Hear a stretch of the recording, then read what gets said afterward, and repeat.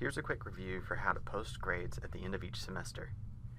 First, we want to start by looking at our term and making sure that we have the correct term selected.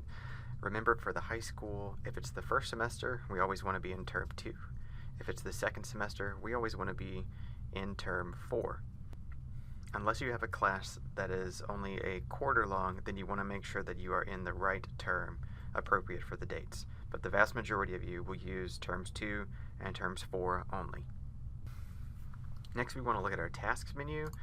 There are several different options here in this menu, but the only 3 that you're ever going to need to worry about are the cumulative task, the EOC/final exam task, and the final course average task. The cumulative task is your regular everyday gradebook where you put your assignments for your students.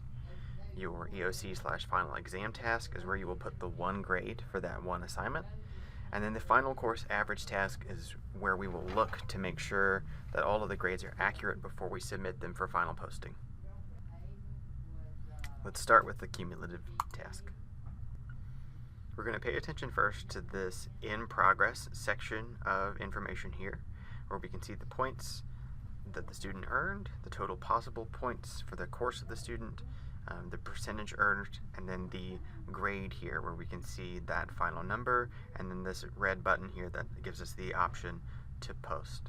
Since this is an in progress calculation, this is just the current average of the student's grade as you add a new assignment. It's updated daily. If you go in here and you change a grade, this number will update automatically.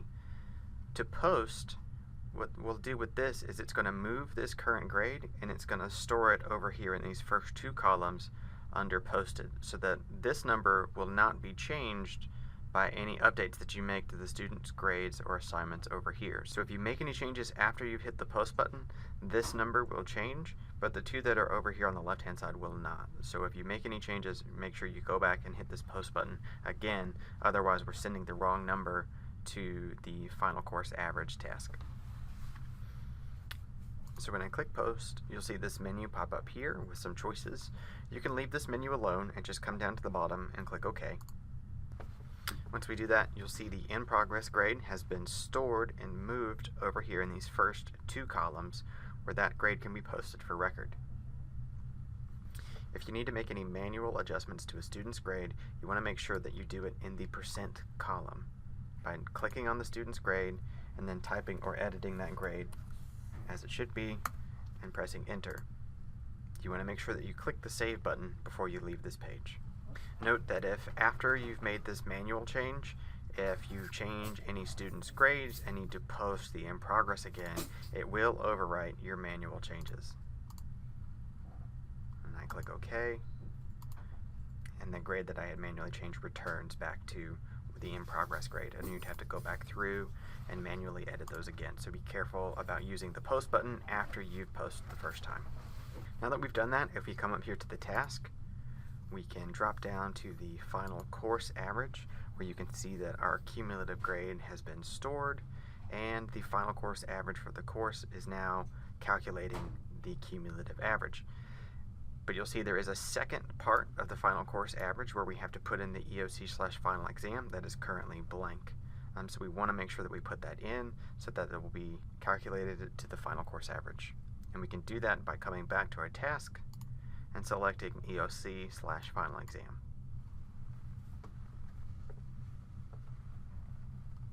From here, you'll see a pretty simple menu with only the first 2 columns here. Again, we want to focus on the column that says percent. We can click on the empty box next to the student's name and type whatever their earned score is on the end of course assessment or final exam. You can also enter that score in the second column for grade, which if you click on that, you'll see this drop down arrow where you have a couple of other options as well.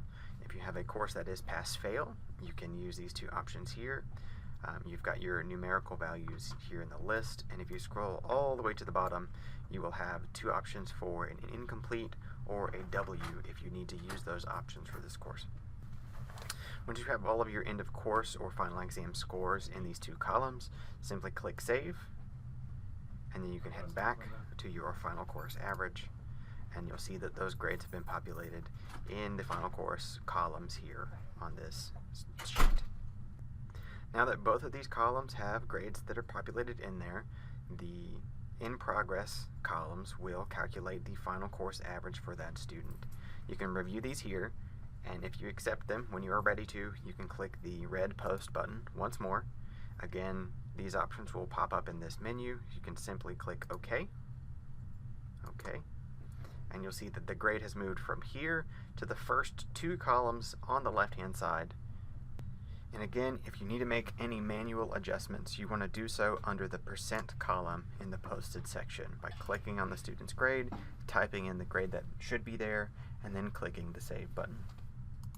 Once you have all of your students' grades in these first two columns on the Task Final Course Average gradebook page, you can click Save, and all your grades are posted correctly.